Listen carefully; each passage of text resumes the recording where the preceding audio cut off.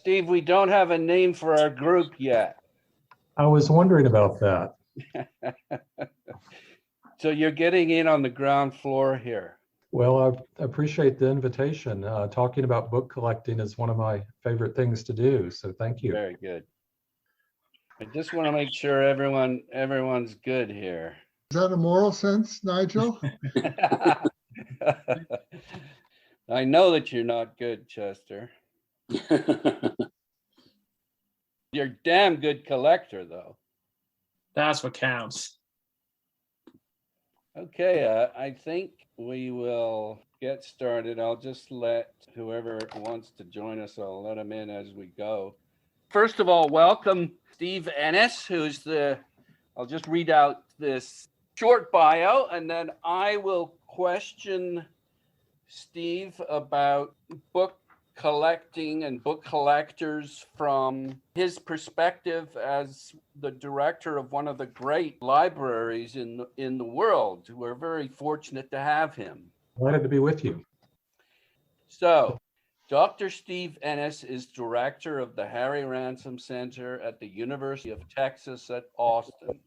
He has held previous appointments at the Folger Shakespeare Library, at Emory University's Manuscript, Archives, and Rare Book Library. His research interests are in 20th century poetry, and he has written on Ted Hughes, Sylvia Plath, Seamus Heaney, among others.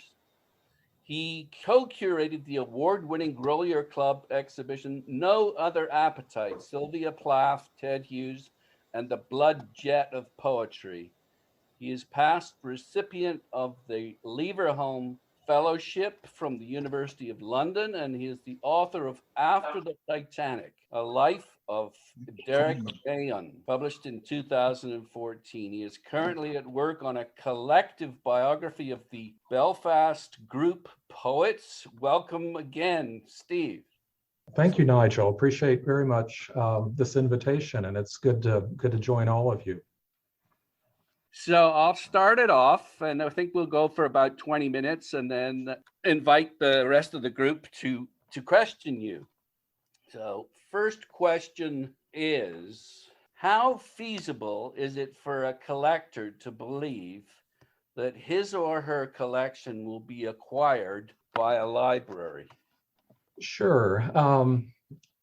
That's a complicated question, and I'm going to kind of back into an answer if I can.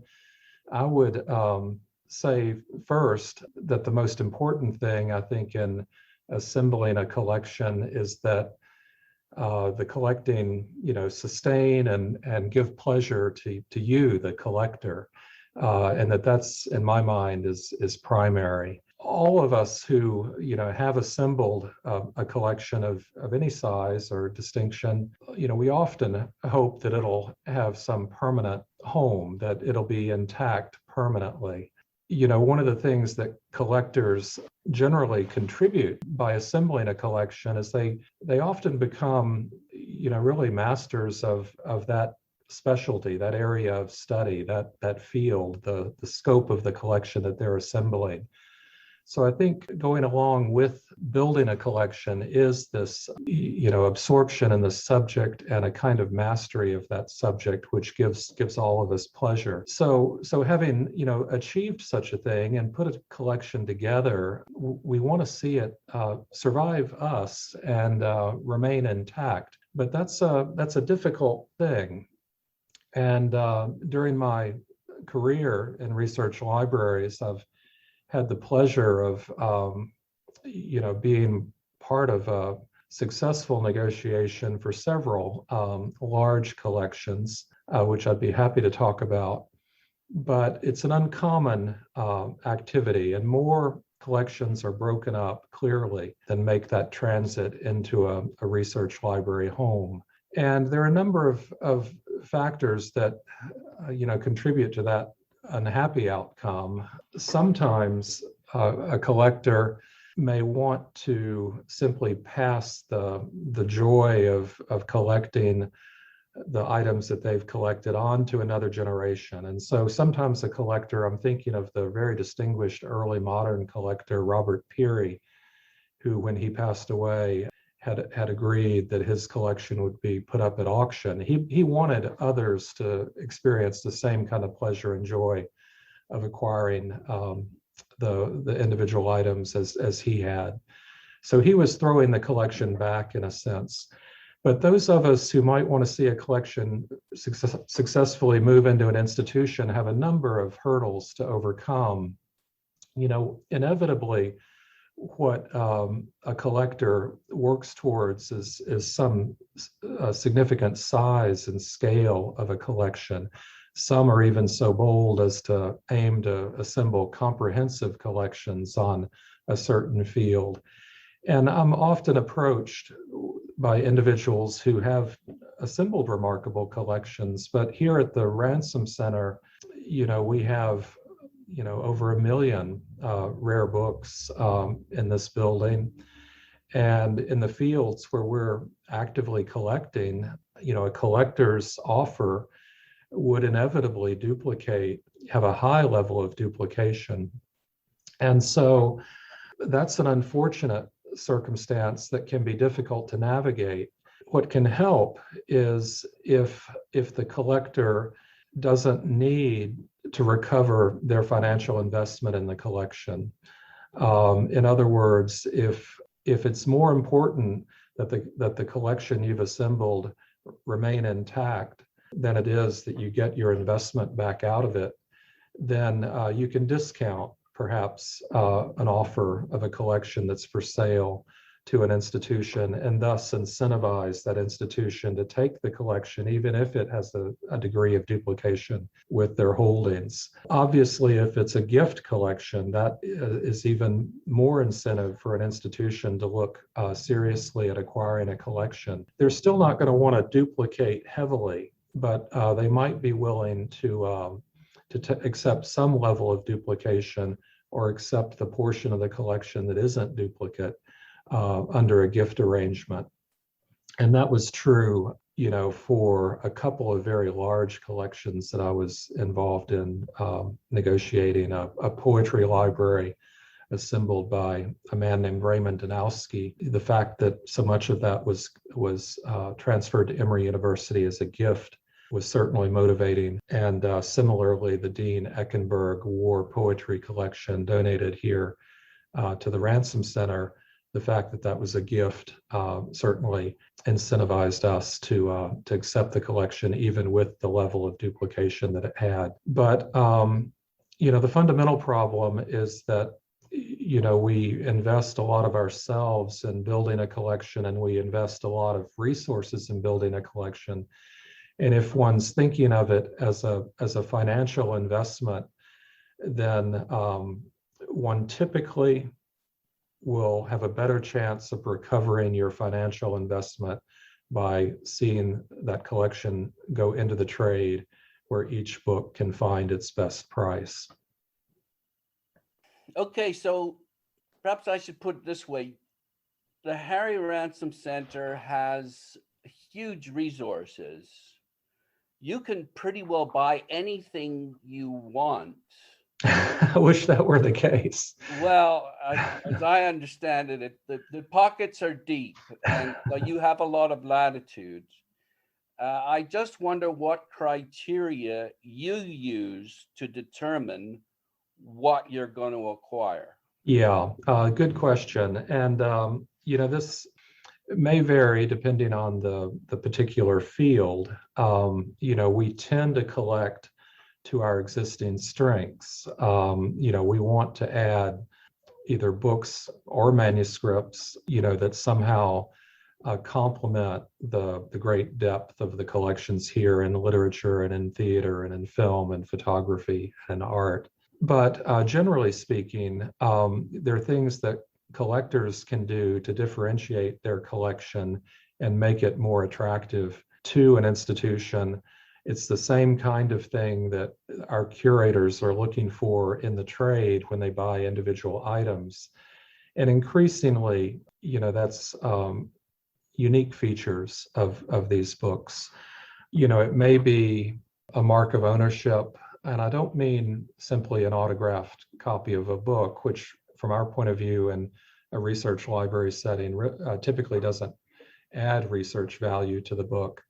It adds collectible value, certainly, but not research value. So I'm not talking so much about signed books as I am books that have some evidence of previous ownership that reflects substantial engagement, intellectual engagement with the book, or obviously books by close associates or family members of the figure that's being documented. The provenance of the book may tell a compelling story that's somehow separate from the subject of the book itself. The object may tell a story. That's of great appeal. You know, we often assemble as well our book collections really complementary to our manuscript collections. So if a collector's collection extends to unique items like letters or manuscripts, obviously that's one of a kind, unique material that further differentiates that collection and is something that we can be certain is not yet in the Ransom Center collection. And so we're always interested in material of that kind.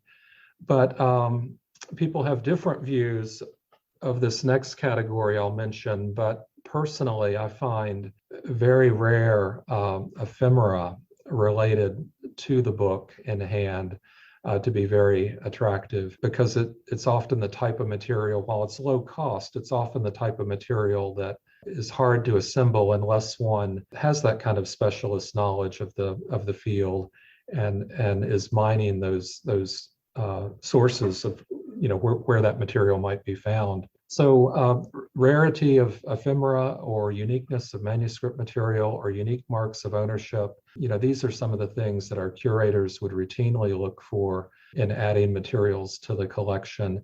And we would similarly find very attractive in an offer of a gift or collection for purchase. So I think I started off by asking, like, what's the likelihood that a library or some kind of organization will take your collection? Is it like one in a, you know, what's the likelihood? Yeah, I don't know how to quantify that. The one way I can, I guess, quantify it is I've been in the research library world for almost 30 years and have been at 3 different institutions that have each been active collecting institutions. And in my career, I've only been involved in the acquisition of 3 book collections, entire collections. So as I say, it's an uncommon outcome, largely because a collector may feel they need to recover their full investment and the institution simply duplicates too much of the holdings to engage on that. But if the thing that's more important to the collector is that there be an appreciation for the collection as a whole, and that, you know, its interconnections, and that you know the parts that are great, the sum that's greater than the parts. If that's important to the collector, then the institution is really the only way that you can see your collection have, you know, some enduring life beyond you. You know, institutions can make that promise that they will, you know, accept a gift and will conserve it, they will catalog it, they will make it accessible to researchers, they will digitize it, they will do all the many things that we do to add value, and thus keep that collection intact for the student or the researcher that, you know, shares a like interest and will fully appreciate what the collector has achieved. How does the Harry Ransom Center work with collectors, if at all? Oh, we certainly work with collectors. You know, we often collect, well, we do collect in certain fields, and it's helpful to know the people who are active in those same fields where we're active. You know, we have collectors on our board, which we call an advisory council. You know, we would like to think that those relationships will develop, you know, a mutual appreciation for the work of the institution and the work of the collector, and that some of those may bear fruit in the form of collections coming to us in future years. But we also have collectors who, contribute to, see our collections, which are extraordinary, to see them grow in further exciting ways. And so one can get pleasure as a collector, I think, not only from building a personal collection, but also being a consultant of sorts to a collection, an institutional collection that is engaged in your field. That may throw you in competition from time to time, so that you need to be careful about how to navigate those things. But I'm thinking of a collector of modernist authors who we recently exhibited her collection in our exhibition gallery. And I think it was a very gratifying experience for her to see what had been a personal collection and invisible to the public, at least for the brief period of that exhibition, have an audience. And so institutions can not only ensure that audience long term, but they can also, give visibility to a collector's collection in the near term. Can you give me an example of a collection that's given you real pleasure and then explain why? Sure. It's an unusual collection, but the Raymond Danowski Poetry Library is an extraordinary story. Raymond Danowski was the son-in-law of the sculptor Henry Moore. And after marrying into that family, he was somewhat bohemian in nature. He had friends who were poets and artists. And in London at that time, he moved in circles with artists and poets and other writers.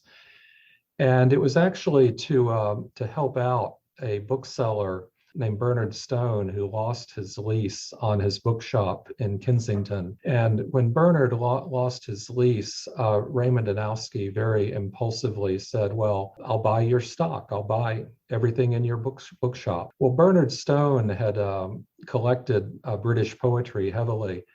And so right there in one purchase, a very large collection of 20th century British poets came into Raymond Danowski's possession.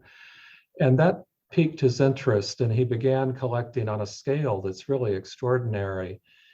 He enlisted the help of 3 dealers, and he placed a phone call to a dealer in the United States named Richard Aaron.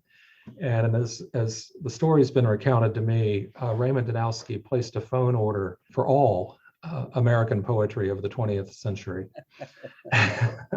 Richard Aaron spent 20 years investing in building that collection. Raymond called Henrietta Dax in South Africa and asked her to assemble all English language poetry from the Commonwealth countries as well. And then Bernard Stone continued to supply British and Irish poetry. And it grew at such a scale that it was, as you can imagine, quite unwieldy. The books were packed and crated and sent to an art warehouse in Geneva, Switzerland, where they piled up higher and higher and higher over the years. And one of the most enjoyable tasks I've ever had was being asked to fly to Geneva and meet Raymond there and go to this fine art storage warehouse and see if this collection was for real.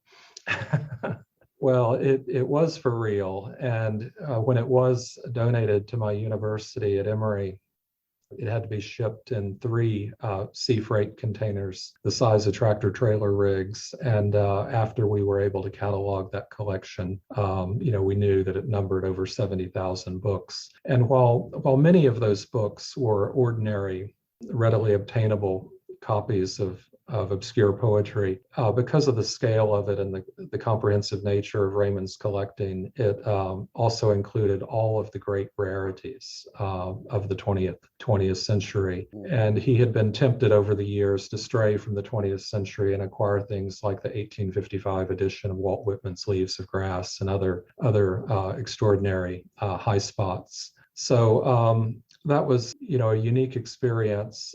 Raymond built a collection that was so big, frankly, no one would be able to buy it. he had spent 20 years directing resources that way at an extravagant rate. Nobody would have bought it. The only way to see it kept together was to donate it and let the institution contribute the cost of cataloging and preserving that collection. The Ted Hughes collection is at Emory, correct? It is a portion, the largest portion. The British Library has some of his archive, Yeah. but the largest part is at Emory. And I should say, I was forgetting that we did acquire as well a large part of Ted Hughes's personal library. Right. And in that instance, the driving factor was really provenance, of course, books that he had given to his wife, Sylvia Plath, and that she had presented to him. She was notorious for heavily annotating her books. And one of the most remarkable books in that collection was a copy of Erich Fromm's The Art of Loving, which Sylvia Plath's therapist had suggested she read in the weeks and months after she and Ted Hughes separated. And that book, heavily underscored by Plath, was, in her flat in London, found there after her suicide, among the last books she was reading, but a book she was also reading during the period where she was composing the poems that would later be published as Ariel. So there's a great deal of future work that can be done to look at linkages between her reading and what she was writing at that real desperate time in her life.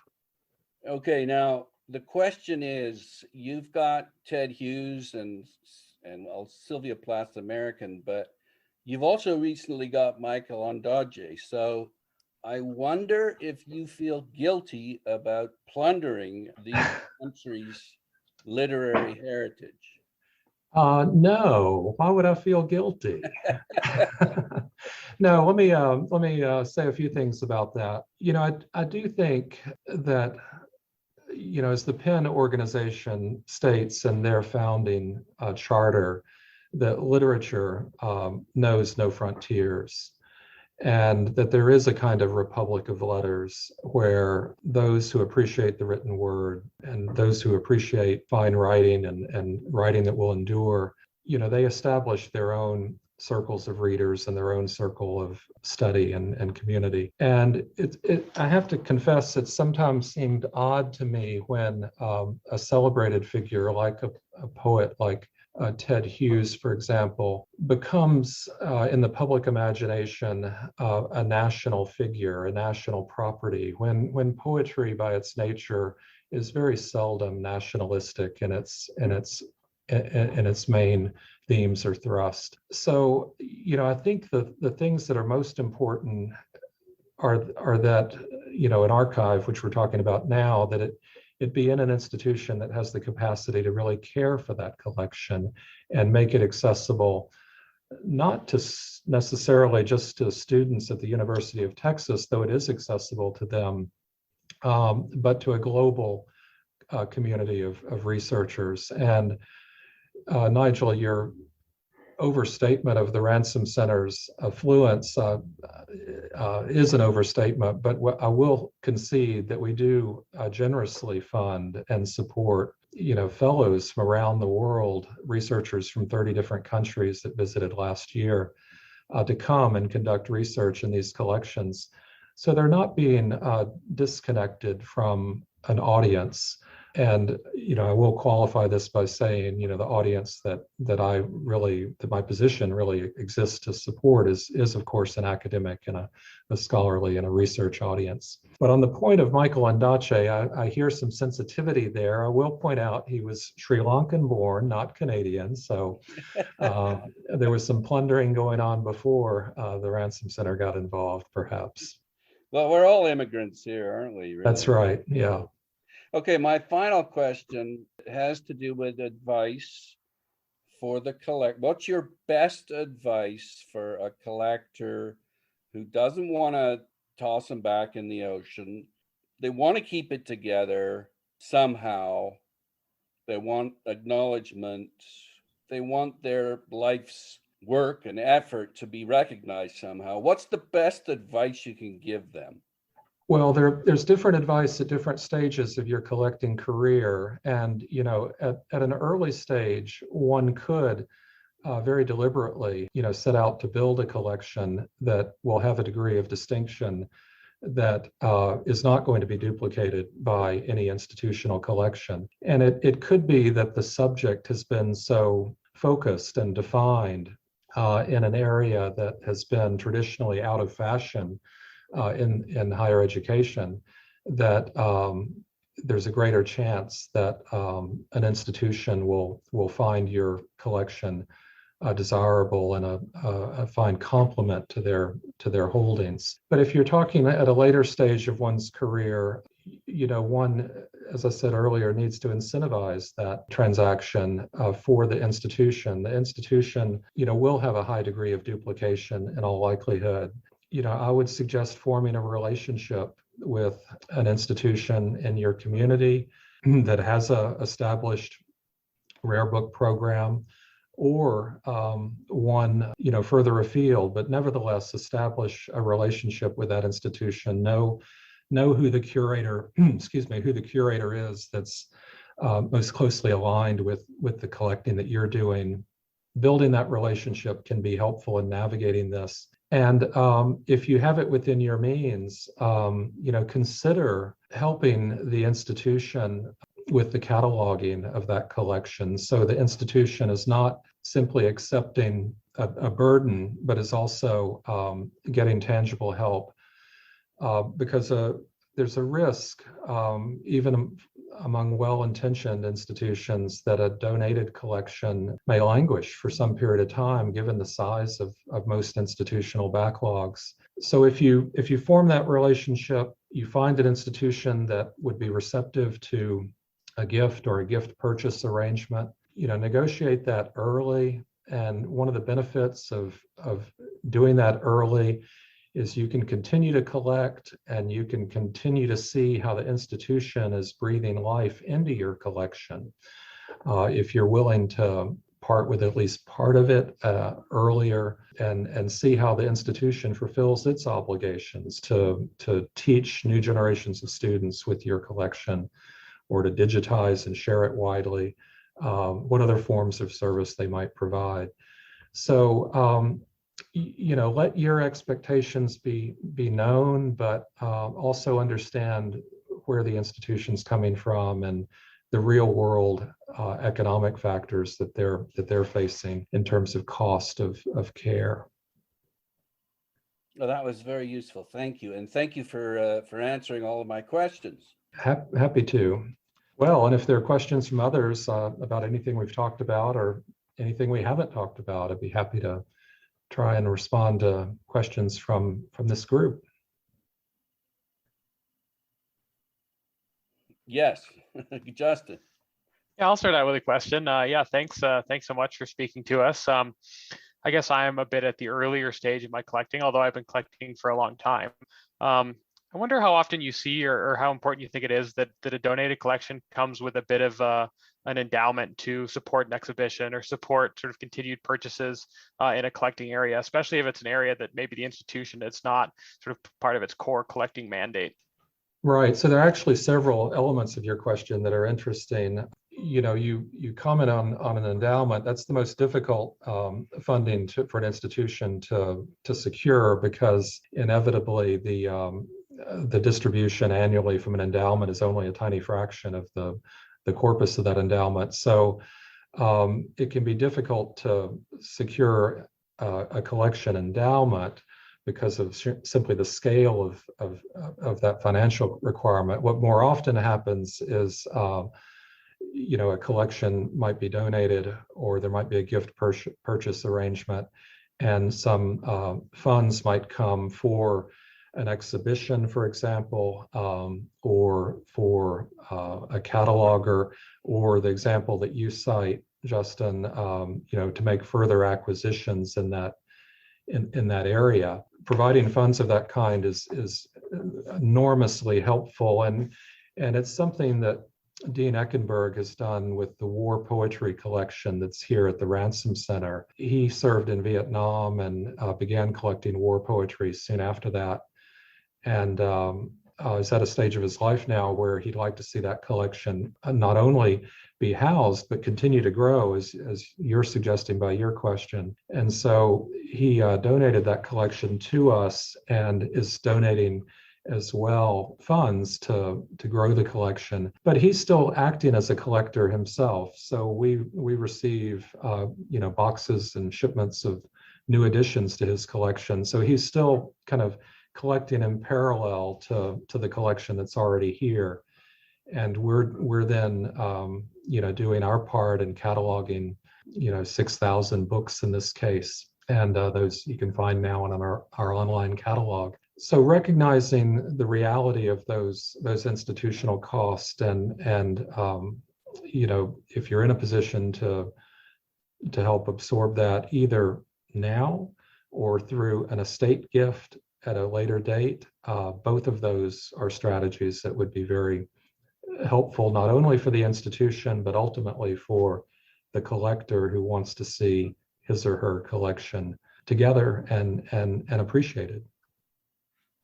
Yeah, that's great. Thanks. As a collector, it's certainly exciting to think about. You would donate, and then the institution would continue to build on the collection. So that's great. Thank you.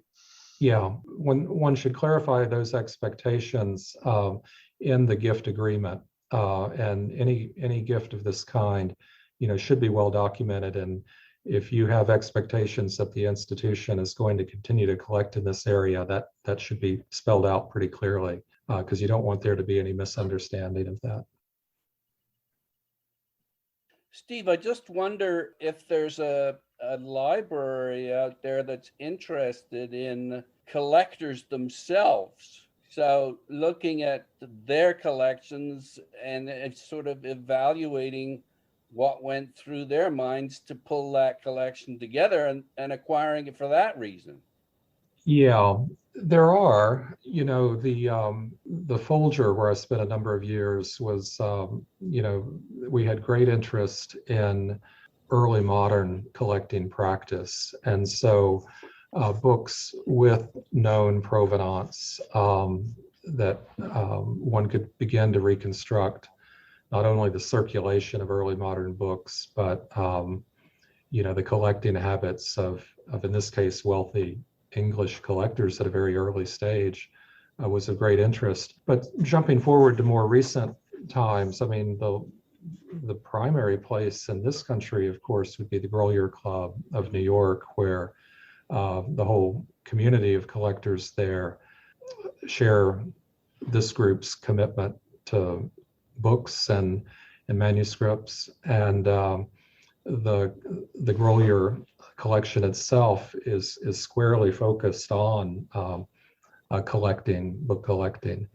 So that's a great resource. And it's not only a resource just for members of that club, but they do operate a library that one can request access to that collection focused on collecting. Yeah, I'll plug my podcast, The Bibliophile, because I just interviewed Megan Constantino, who's the librarian at the Grolier, and she's been really interested in private library catalogs, the catalogs that the collectors themselves have put together. Yeah, and that's an interesting point because it offers a way for the collector who is going to disperse his or her collection to at least leave behind a record of what that collection was. And, there may be, there's some collections that, went the very formal step of having a catalog of the collection prepared, or the collector may prepare that himself. But a sale catalog, certainly a Sotheby's sale catalog, can serve as a permanent kind of record, even at the moment of dispersal, of what a collector had achieved. I was interested to listen to what you were saying about in terms of buying and donating, because or at least in Canada, I was sort of under the impression that most of the institutions really didn't have the funds to buy. And so the expectations were that what was coming was going to be donated. I'd just be curious if your sort of estimate of roughly how many occasions are purchases versus how many occasions are donations. Yeah, well, clearly a donation, will incentivize the institution to engage around doing the research to determine whether the collection really complements its existing holdings and would be an appropriate addition. So clearly that's an important factor. Yeah, the number of institutions that are engaged in actually purchasing collections, is more limited. And there are, of course, many special collections that do grow primarily by gift. And so, and some of those collections too are very fine institutions, have distinguished history, but are perhaps not funded sufficiently to be active in the trade. They can still contribute, value to you as a collector by their care of your collection and what you've done. Sorry, I'm making this sound very hard to pull off. Well, I think that's a big part of it, though, isn't it? It's managing expectations. That's part of it. But again, it's such an emotional thing, too. You've spent so much time and energy at it. You don't want it just to disappear. But also at the same time, Nigel, you may not necessarily need to recover what you've spent on those books over the year. So if you can sort of move the money part out of your brain and deal with the long term, you may have an easier time than if dollars are playing too prominent a role.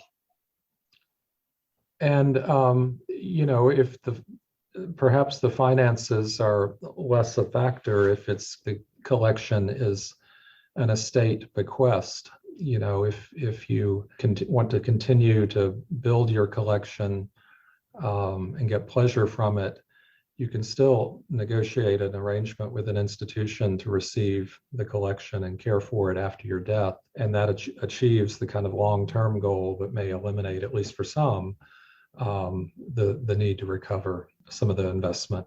I think I'd go back to the first thing I said, though, and I think from my point of view, what's most important is not how much you put into investing in your collection or how much you eventually hope to get out of your collection.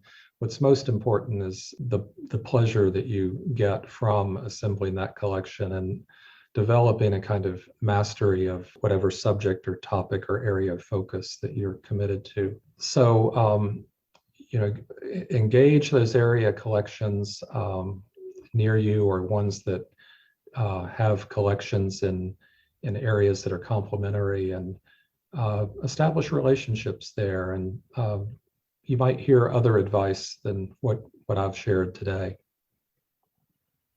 Well, thank you so much for sharing, Steve. We really appreciate you taking the time to reach out. And as I say, your willingness to do so, I think, is a reflection on how vibrant and involved your organization is. So we really appreciate it. Thanks again. Well, it's a pleasure to meet you all. And I'm sorry I haven't had an opportunity to hear more about the collections that you all are assembling, but I wish you success with your collecting, and thank you, Nigel, for the invitation to meet with you all. Very good. Okay, I'll sign off. Bye-bye. Thank you very much. Thank you.